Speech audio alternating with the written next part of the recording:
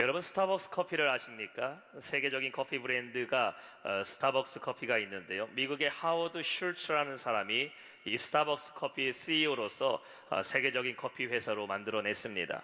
하워드 슐츠는 원래 미국의 뉴욕의 빈민가에서 태어나게 됩니다. 가난한 가정에서 태어난 그가 12살 때부터 신문 배달을 하게 되었고, 그러던 중에 처음으로 미국에서 제록스라는 컴퍼니에서 그가 일을 하기 시작하게 됐는데요.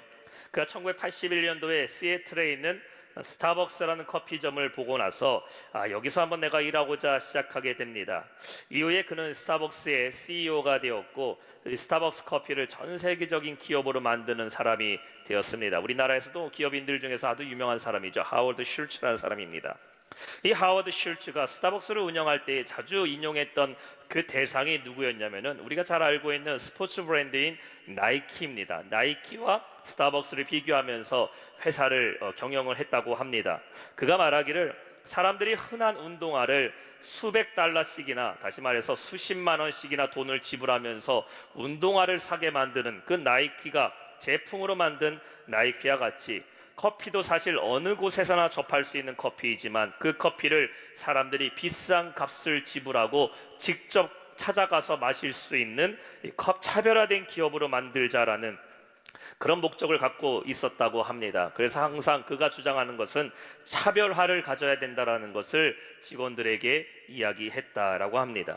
그래서 그가 CEO가 된 지 10여 년 만에 스타벅스라는 커피가 미국 전역에 다 퍼지게 되었고, 이제는 미국을 넘어서 전 세계에도 사람들이 커피 하면은 스타벅스라는 커피 모르는 사람이 없을 정도로 세계적인 브랜드가 되었다라는 것입니다. 우리나라가요, 커피를 얼마나 좋아하냐? 저도 사실 하루에 커피를 많이 마시기도 하지만 우리나라가 전 세계 커피 소모량의 3위라고 합니다. 나라 국민 대비 전 세계에서 커피를 또 많이 마시는 나라 중에 하나인데요. 사실 10여 년 전만 해도요, 제가 미국에 가기 전만 해도 커피 하면 뭐였죠? 믹스 커피가 최고였습니다. 자판기 커피 200원, 300원 넣고 그거 마시던 시절이 있었는데, 그래서 그때만 해도요, 아메리카노 마신다 그러면 사람들이 이런 말 했습니다. 커피는 달달하고 이렇게 맛있어야지 아메리카노 그 쓴물 뭐하러 먹냐고 하는데, 오늘날에 봐서는요, 누가 믹스 커피 좋아합니까? 거의 대부분 아메리카노 이렇게 내려먹는 커피를 좋아하시고, 믹스 커피 드릴 거야 하면은 믹스 커피 아니다라고 이야기하는 우리 문화가 바뀌게 된 것을 보게 되었습니다. 그 시작점이 아마도 이 스타벅스라는 커피 전문점이 우리나라에 15년 전에 들어오게 되면서 사람들의 커피 문화가 바뀌게 되었다라는 것이죠. 오늘 본문에 보면 당시의 시대적 상황 속에서 차별된 것을 생각했던, 차별된 인생과 차별된 신앙을 지켰던 한 사람이 등장하게 됩니다. 그 사람이 바로 노아입니다. 노아가 살았던 시대는 어떠한 시대였을까요? 영적으로 가장 타락했던 시대이고, 사람들의 죄악이 만연했던 가장 암울했던 시기가 노아의 시기가 아니었는가 생각하게 됩니다. 오늘 본문의 5절에 보면은 하나님이 말씀하십니다. 여호와께서 사람의 죄악이 세상에 가득함과 그 마음으로 생각하는 모든 계획이 항상 악할 뿐임을 보시고 라고 말씀을 시작하고 있습니다. 세상이 무엇으로 가득했다고요? 사람들의 죄악으로 가득 차 있었다라고 말하고 있지요. 그리고 사람들 마음 속에도 무엇만 생각한다고 말하고 있습니까? Only evil continually. 사람들의 마음 속엔 계속해서 악한 것들만 생각하고 있었을 그 시대 속에서라고 말씀이 시작된다라는 것이에요.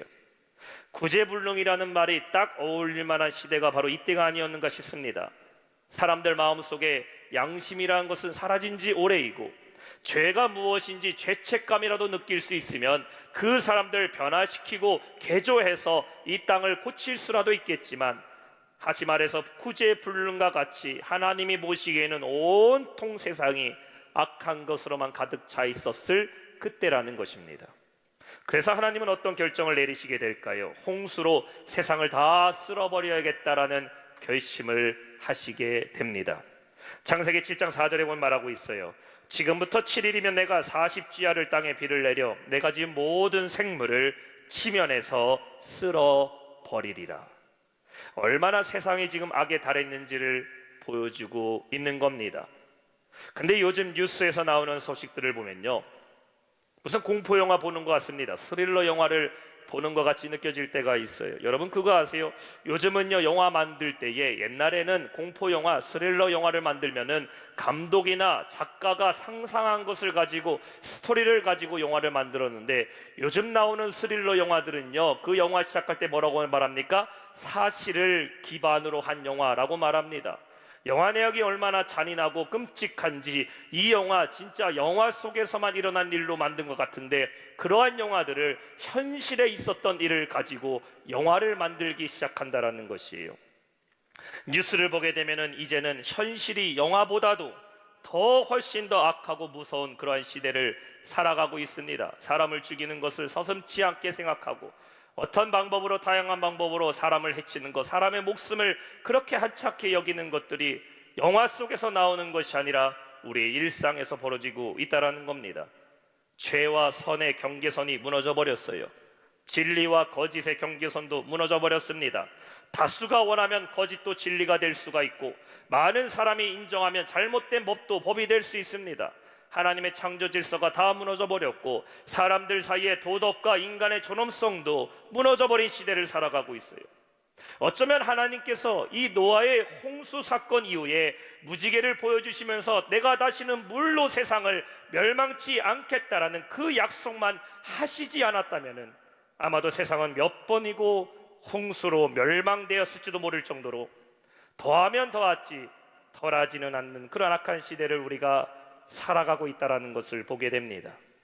이러한 시대적 암흑기에 누가 등장하게 될까요? 바로 노아라는 사람이 등장하게 됐다는 것이지요. 희망이라는 것은 찾아볼 수 없어서 결국 모든 것이 다 원점으로 돌아가야 되는 그러한 멸망 중에서도 하나님은 노아라는 사람을 통해서 희망과 축복의 세기를 열어주고 계신 겁니다. 우리가 오늘 본문의 말씀을 통해서 우리도 이 악한 시대를 쫓아가는 성도가 아니라 절망적인 그런 환경의 시대를 살아간다 할지라도 하나님께 순종하고 차별된 은혜, 구별된 축복을 받아 노아와 같이 순종의 승리를 이루는 우리 모든 성도 되시길 주님의 이름으로 축원합니다. 우리나라도 이 족보를 중요하게 생각하는 가정들이 있습니다. 그래서 내가 몇 대손, 무슨 왕의 몇 대손이라는 것을 중요하게 생각하죠. 내가 김씨 집안에 혹은 박씨 혹은 이씨 누구의 왕의 몇 대손이다 라는 것을 강조합니다. 그런데 한편으로는요, 그렇게 유명한 가문의 족보를 가지고 있어도 과거에는 무슨 왕족이고 귀족이었고 영광스러웠는지는 몰라도 오늘 그 후손들의 삶을 보게 되면은 과거의 영광만큼 그렇게 이어지지 못하고 있다는 것을 우리는 보게 됩니다. 성경에서도 족보를 중요하게 생각을 합니다. 그래서 많은 부분에서 우리는 성경의 족보를 볼 때가 있는데요, 오늘 우리가 읽었던 창세기 6장 바로 앞장에 창세기 5장에서도 아담의 계보라고 해서 아담으로부터 노아에 이를 때까지 그 모든 자손들의 이름을 기록하고 있는 것을 보게 됩니다. 역대기 1장부터 9장까지는 아담에서부터 바벨론의 이스라엘 백성들이 귀환할 때까지 3600년간의 역사를 족보로 기록하고 있고, 여러분이 자주 만나고 있는 마태복음 1장에서도 어떻게 합니까? 다윗 왕에서부터 예수님까지 족보를 기록하고 있는 것을 보게 됩니다. 그런데 세상에서 말하는 족보와 성경에서 말하는 히스토리 족보와는 완전히 의미가 틀립니다. 세상에서 말하는 족보는 말 그대로 누구의 성을 가지고 어떻게 그 이름이 이어졌는가만을 기록하고 있지만, 성경에서 말하고 있는 족보는 이름을 얘기하는 것이 아니라 아담에서부터 메시아 예수 그리스도까지 이르게 되는 그 완성된 축복의 계보를 전하고 있다는 것입니다. 오늘 9절에서도 보면은 노아의 족보다라면서 노아의 가족을 이야기하고 있는데, 그 가족을 소개하는 가장 첫 번째 글이 바로 이겁니다. 노아는 의인이요 당대의 완전한 자라, 그는 하나님과 동행하였다. 노아가 어떤 가문이고 이전에 아브라함과 무슨 모세가 어떠한 그런 과거에 여기 있다는 것이 중요한 것이 아니라, 노아가 누구였다? 노아는 의인이고 당대의 완전한 자였다라고 성경은 말하고 있는 겁니다. 우리가 노아 이야기를 하게 되면은 그가 하나님의 명령을 받들어서 방주를 만들었다라는 것만 생각합니다. 그래서 사람들이 비웃음에도 불구하고 노아 할아버지는 열심히 방주를 만들었어요만 생각하고 있어요. 그러나 그는 방주를 만들기 이미 이전부터 하나님으로부터 인정받았던 사람임을 믿으시기 바랍니다. 방주를 만들어서 인정받은 게 아니라 하나님은 인정했기 때문에 그에게 방주를 만드는 명령을 주셨다라는 것이에요. 어떻게 그가 인정받았습니까? 다시 한번 9절의 말씀을 보니까 그는 의인이었고 righteous man, 완전한 자라 blameless man이라고 말합니다. 완전하다라는 것이 히브리 원어로는 타밈이라는 단어를 기억하고 있어요. 완벽하다, 흠이 없다, 완전하다, perfect, complete라 말합니다. 그러면 생각해 보세요. 세상에 퍼펙트 맨이 어디 있습니까? 세상에 완전한 사람이 어디 있습니까? 모든 것을 다 갖춘 사람이라 있을지라도요, 그 사람 가만히 지켜보게 되면은 다 비어있고 모자란 것이 있고, 사람은요 허점이 있습니다. 인물이 잘생기면 생각이 모자라요. 생각이 깊으면요 성격이 안 좋습니다. 만약에 여러분 주변에 인물도 좋고 생각도 깊고 성격도 좋은 사람이면요, 그 사람 여러분 주변에 없습니다. 사람은요 완벽할 수가 없어요. 완벽할 수가 없어. 다 모자란 게 있어요. 근데 노아는 어떻다? 노아는 perfect man, blameless man, 완벽한 사람이래요. 그러면 생각할 수 있죠. 그 기준이 뭐냐 이거예요. 기준이 뭐냐?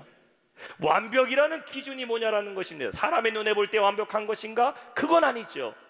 하나님이 보실 때에 노아는 완벽했다라는 겁니다. 기준점이 하나님이라는 것이에요. 그가 왜 완벽한 사람인가? 이어서 말하고 있죠. 그는 하나님과 동행했다. Walk with God. 하나님과 동행한 자였다. 말씀을 보면서 두 가지 생각할 수 있어요. 노아가 완전한 자가 될 수 있었던 첫 번째 이유, 당시에 세상이 너무 악했기 때문에, 모든 사람이 다 그 바닥에 있었기 때문에, 그 악한 세대 가운데 유일하게 하나님을 바라봤던 의로운 자, 정직한 자는 노아였기 때문에 하나님이 그를 보실 때에 완벽하다라고 인정하지 않았을까? 영국의 침례교 설교자였던 알렉산더 맥클라렌은 노아를 가르쳐 이렇게 말합니다. 고독한 성자다, solitary saint라고 말하고 있어요. 고독한 성자. 맥클라렌의 글에는 이렇게 말합니다. 그는 가시밭의 아름다운 장미처럼, 사막의 고고하게 우뚝 선 한 그루의 상록수처럼 믿음 없는 시대에 믿음을 지키며 살았던 고독한 성자였다라고 표현합니다. 세대가 너무 악하기 때문에 노아만이 유일하게 하나님 앞에 서 있던 그 유일한 사람이었기 때문에 그가 완벽했다라는 것이죠.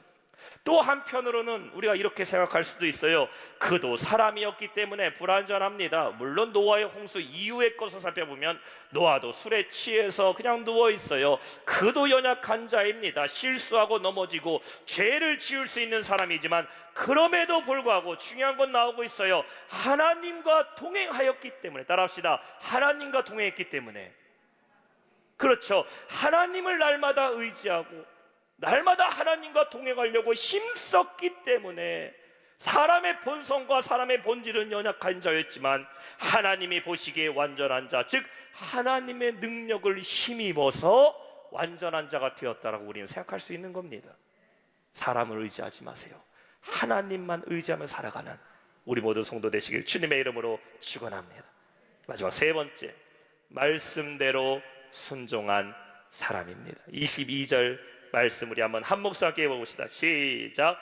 노아가 그와 같이 하여 하나님이 자기에게 명령하신 대로 다 준행하였더라. 아멘.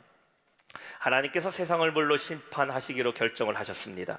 그래서 노아를 불러서 방주를 만들라고 하시는데 13절에 이렇게 말하고 있어요. 하나님이 노아에게 이르시되 모든 혈육 있는 자와 포악함이 땅에 가득하므로 그 끝날이 내 앞에 이르렀으니 내가 그들을 땅과 함께 멸하리라. 이 심판 앞에서 하나님은 노아에게 구원의 방주를 만들라라고 명령을 하십니다. 그 배 사이즈가 얼마나 큰지 15절에 보면은 내가 만들 방주는 이러하니 그 길이는 300규빅, 너비는 50규빅, 높이는 30규빅이라. 미국의 켄터키주에 가면요, 윌리엄스타운이라는 곳에 가면은 이 노아의 방주를 실제 사이즈로 만든 이 노아의 방주 테마 공원이 있습니다. 아크 엔카운터라는 곳이에요. 제가 켄터키주에서 2005년도에서 2007년까지 2년 정도 살았는데 그때는 저기 없었어요. 근데 2018년도에 저기가 이제 테마파크가 오픈이 됐습니다. 한번 기회가 된다면 꼭 한번 가보고 싶어요. 노아의 실제 방주 모형을 만들었습니다. 근데 그 사이즈가 얼마나 크겠습니까? 미국의 어떤 기독교 단체에서요 금액을 댔는데 그 6년에 걸쳐서 이 방주를 만드는데 6년에 걸쳐서 금액은 약 1억 불 1200억 원을 들여갖고 노아에게 하나님이 명령하셨던 그 방주의 원형 모양을 만들게 됩니다. 길이가 어떻게 되냐면요, 가로로 155m입니다. 축구 경기장 하나 반 정도가 돼요. 어마어마하게 크죠. 155m. 폭은 25m예요. 높이는 16m에 달하는 엄청난 크기의 방주의 모형을 만들었습니다. 생각해 보세요. 중요한 건 뭐냐? 현대의 기술을 가지고 뭐 크레인도 있고요, 포크레인도 있고 리프트도 있고, 현대의 기술을 가지고도 노아의 방주의 원형을 만드는 데에 6년이 걸렸어요. 금액은 1억 불, 1200억 원이 들어갔습니다. 1400억 원 지금 환율로는 그렇게 되겠죠. 오늘날의 기술로도 6년이 걸리는 그 방주를 노아가 어떻게 만들었다고요? 자기 손으로 아들 셋하고 만든 겁니다. 지금이야 건축 자재 배로 실어 나르고 어디서 실어 날라서 자재 갖다 놓고 만들 수 있죠. 노아가 만들었을 때는 어떻게 만들었겠어요? 산에 올라가서 아들들과 나무 하나씩 다 캐가면서 155m에 25m의 그 방주를 만들었으니 이거는 엄청난 일이었다는 것이죠. 성경학자들은 노아의 방주 기간을 100년에서 120년을 보고 있어요. 하나님이 멸망하신다고 했던 그 시점으로 볼 때에 100년 가까이 그가 방주를 만들지는 않았을까? 노아의 인생에서 한 일은 한 가지입니다. 방주 만든 거예요. 배 만든 겁니다. 아침에 자고 일어나서 배 만들어요. 점심 먹고 배 만들어요. 저녁 먹고 배 만들어요. 배만 만들었습니다. 19절과 20절에 보면요, 배만 만든 게 아니에요. 말씀합니다. 혈육 있는 모든 생물을 너는 각기 암수 한 쌍씩 방주로 이끌어들여 너와 함께 생명을 보존하게 하되 새가 그 종류대로, 가축이 그 종류대로, 땅에 기는 모든 것이 그 종류대로 각기 둘씩 한 짝씩이죠, 내게로 나아오리니 그 생명을 보존하게 하라. 땅에 있는 모든 동생물들을요 다 이 방주로 들여보내게 됩니다. 그래서 이 넌센스 성경 퀴즈 중에는 이런 퀴즈가 있어요. 제가 답을 알려드릴 테니까 혹시 나오면 맞히셔야 돼요. 인류 최초의 동물원은 어디였을까? 정답, 노아의 방주. 인류 최초의 동물원 노아의 방주입니다. 세계의 그 어떤 동물원, 가장 큰 동물원이라 할지라도 이 노아의 방주만 했겠습니까? 온 세상의 동물들이 다 들어가 있는데, 저 아프리카 세렝게티 초원에 그냥 말들이 달리고 온 동물이 있다 하더라도 노아의 방주에 비교할 수가 없었을 거예요. 온 하늘에 나는 새들, 땅에 기는 것들, 동물들 다 방주 속에 들어갔으니 얼마나 컸겠습니까? 하나님이 이러한 엄청난 구원의 계획을 한 사람에게 맡겼다 이거예요. 한 민족이 감당해도 감당치 못할 일을 노아 한 사람에게 명령하셨다는 것입니다. 노아가 방주를 만들기 시작해요. 맨 땅에다 만듭니다. 배는 바닷가에다 만들어야 되는데 맨 땅에다가 배를 만들기 시작하는데 나무를 배다가 만들기 시작합니다. 당시에 사람들이 노아를 보고 뭐라고 했을까? 미쳤다고 했겠죠. 미쳤다고 했겠죠. 방주도 만들려면, 배를 만들려면 가족들이나 들어갈 사이즈로 만들어야지. 그 당시에 그 큰 사이즈의 방주를 만들니 사람들이 미친 사람이라고 합니다. 아침 먹고 배 만들고, 점심 먹고 배 만들고, 저녁 먹고 배 만듭니다. 하루 24시간 잠자는 시간 외에는 배만 만들고 있어요. 그 기간이 100년입니다. 100년. 비는 언제 올지 몰라요. 바닷가도 아닌 맨 땅에다 배를 만듭니다. 그러니 지나가는 사람들마다 혀를 차면서 저 노아 미쳤다고, 노아 정신 나갔다고 말합니다. 그리고 노아의 자식들 3명의 아들들은 아버지 잘못 만나서 젊은 시절에 아버지 따라서 같이 배만 만들고 있으니 노아 한 사람 때문에 온 가족이 고생한다고 사람들이 비웃어요. 그러나 노아가 어떻게 했다고요? 22절에 말씀합니다. 노아가 그와 같이 하여 하나님이 자기에게 명령하신 대로 다 준행하였더라. 아멘. 영어 성경에 보니까 이렇게 말하고 있어요. He did all that God commanded him. 그가 하나님이 명령하신 모든 것을 그대로 했다. 고지식하리만큼 순종했던 노아. 하나님이 명령하신 것에 자신의 생각을 개입하면서 하나님이 이건 아닌 것 같아요. 진짜 배가 이렇게 커야 됩니까? 비를 얼마나 내리시려고 해요? 물만 뜨면 되는 거 아닙니까? 이런 말 하지 않았어요. 사람들의 말을 개입시키면서 사람들이 하는 말이 이거 아닌 것 같다고 얘기하는데요, 그러지 않았어요. 하나님 지금 시대가 어느 때인데 이런 배를 만들려고 하십니까? 나도 지금 먹고 살고 해야 될 거 많은데 그런 말도 하지 않았어요. 하나님이 명령하신 대로 준행했던 노아는 결국 홍수가 내릴 때에 그 가족만 구원받고 살아나게 되었음을 믿으시기 바랍니다. 여기서 본문의 중요한 핵심을 말하고 있지요. 노아가 왜 하나님으로부터 은혜를 입은 자였는지, 왜 하나님은 노아가 하나님과 함께 동행하기를 원했던 것인지 이유가 여기 나오고 있어요. 노아만이 하나님의 명령대로 준행할 수 있는 사람이었다라는 것입니다. 그리고 그 명령대로 준행했더니 그 가족만 살아남았어요. 레위기 26장 3절과 4절 말하고 있어요. 너희가 내 규례와 계명을 준행하면 내가 너희에게 철 따라 비를 주리니 땅은 그 산물을 내고 밭에 나무는 열매를 맺으리라. 여러분, 하나님의 말씀대로 순종하고 하나님의 뜻에 의심하지 말고 순종하는 자, 하나님 반드시 구원하시고 때를 따라 돕는 은혜로 채워주심을 믿으시기 바랍니다. 이 때를 위해서 하나님은 노아에게 은혜를 베푸신 것이고, 이 때를 위해서 하나님은 누굴 준비했다? 노아를 준비하신 거예요. 사랑하는 성도 여러분, 하나님의 말씀대로 순종하는 삶을 사시기를 축원합니다. 하나님 어쩌면 여러분에게 되게 단순한 순종을 요구하셔요. 뭐 어렵고 복잡한 거 하나님 우리에게 명령하지 않습니다. 한 가지 명령하셔요. 하나님 뜻대로 하라는 거예요. 뜻대로 해라.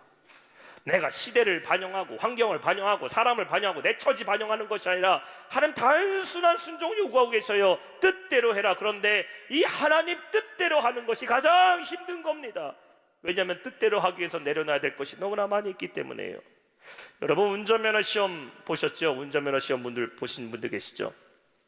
운전면허 시험은요, 운전 잘하는 사람이 붙는 게 아닙니다. 운전면허 시험은 시험 공식을 외우는 사람이 붙는 겁니다. 이 말이 이해가 되신 분들은 면허가 있는 분인 줄 믿습니다. 운전면허 실기 시험은요, 운전 잘하는 사람이 붙는 게 아니에요. 공식대로 외우는 사람이 시험에 붙는 겁니다. 면허학원에 처음에 등록하게 되면요, 강사가 말합니다. 내가 시키는 대로 하라고 내가 시키는 대로 하라고 말합니다. 그러면요, 저 운전할 줄 알아요. 예전에 뭐 좀 물어봤어요. 강사 말합니다. 그렇게 자기 마음대로 하면 떨어진다고. 자, 이제 T자로 후진 들어가게 되면은 핸들을 2바퀴 반을 돌리고, 자, 가다가 이 사이드 미러에다 저 꽃갈 보이죠? 꽃갈. 거기서 딱 멈추는 거예요. 멈추고 3초 있다가 다시 오른쪽으로 3바퀴 돌리고 나오면 여기 통과. 언덕 올라가다가 거기서 브레이크 딱 밟고 3초 기다려. 3초. 하나, 둘, 셋. 그리고 그냥 엑셀 놓고 바로 넘어가야지. 그럼 통과. 여러분, 공식대로 시험 보는 거지 운전 잘한다고 면허 시험 붙는 게 아닙니다. 제 말 꼭 들으세요. 왜냐하면 저는 실기 6번 보고 떨어진 사람이기 때문에. 제가 면허 시험 전문 학원 안 가고 싸게 면허 달라고요, 비전문 학원 갔다가 6번 떨어졌습니다. 그리고 전문 학원 등록하고 한 번에 붙었어요. 제 말 믿으세요. 제 말 믿으세요. 강사가 시키는 대로만 하면 붙습니다. 근데 거기다가 이거 내가 된 것 같은데, 이거 내가 그냥 갈 수 있을 것 같은데 이러면요, 사정없이 떨어져서 앞뒤짝에 다 우표 붙이고 있어요. 공식대로 하면 붙는데 가장 어려운 게 뭐냐? 공식대로 하는 게 가장 어려워요. 공식대로 하는 게. 하나님이 우리의 삶에 순종을 요구하시면 하나님의 뜻대로 살아갈 것을 요구하십니다. 세상에 볼 때는 어리석어 보일 수 있어요. 기도하면 응답받는다고 말씀하시는데 세상에서 볼 땐 기도만큼 어리석은 게 어디 있어요? 우리는 예배가 우선이 돼야 되고 내 사명이 우선이 돼야 되는데 세상에서는 예배가 선택이고 사명은 나중에 성공한 다음에 하는 것이 사명이라고 말합니다. 인생의 성공이 먼저라고 얘기해요. 그러나 언제 우리의 순종의 빛이 보게 되는가? 인생의 문제를 만나게 될 때에, 시대적인 환경의 어려움을 만나게 될 때에 무식하리만큼 하나님 말씀을 믿고 순종했고 살던 그 성도, 하나님 반드시 그 문제에서 승리하게 하심을 믿으시기 바랍니다. 신앙생활은 이런 거예요. 하나님을 절대로 신뢰하는 것, 그리고 하나님 말씀을 그대로 믿는 거예요. 그대로 믿는 것. 노아의 승리는 하나님의 말씀대로 준행했기 때문에, 순종했기 때문에 이런 승리가 되었습니다. 그래서 히브리서 11장 7절에는 이렇게 결론을 내리고 있어요. 한 목소리 한번 읽어봅시다. 시작. 믿음으로 노아는 경외함으로 방주를 준비하여 그 집을 구원하였으니 이로 말미암아 세상을 정죄하고 믿음을 따르는 의의 상속자가 되었느니라. 아멘. 불안한 세상 가운데, 어두워진 세상 가운데 우리가 승리하는 방법은 오직 하나님 말씀에 순종하는 것임을 믿으시기 바랍니다. 왜냐하면 하나님만이 우리가 살 길을 알고 계시고, 하나님만이 힘이 먼 곳에 우리에게 일어날 모든 것들을 피할 길을 미리 준비하시는 분이시기 때문입니다.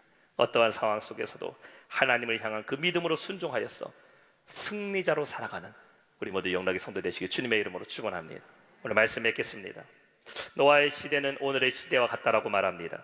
왜냐하면 노아의 홍수 이후에도 여전히 세상은 타락했고 악을 행하고 하나님과 벗어난 죄악된 세상, 오늘까지 이어지고 있기 때문입니다. 근데 노아의 때와 같이 오늘 이 시대에도 하나님은 은혜를 베풀 사람을 기다리고 계시고, 하나님과 함께 동행할 사람을 찾고 계시고, 하나님의 뜻대로 순종할 사람을 찾고 계심을 믿으시기 바랍니다. 그 사람들은 바로 우리가 돼야 돼요. 저와 여러분은 하나님의 은혜를 입은 성도임을 믿으시기 바랍니다.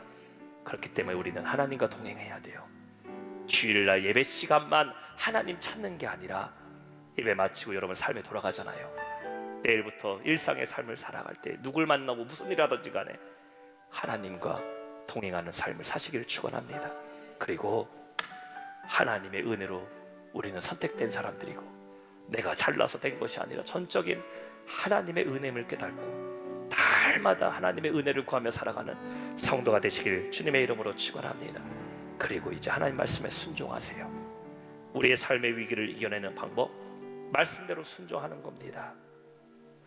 앞을 볼 수 없는 이 시대를 살아가는 방법, 길을 열어주시고 살 길을 열어주시는 하나님을 의지해야만 살 수가 있는 겁니다. 사도 바울은 갈라디아서 2장 20절에 이렇게 말하고 있어요.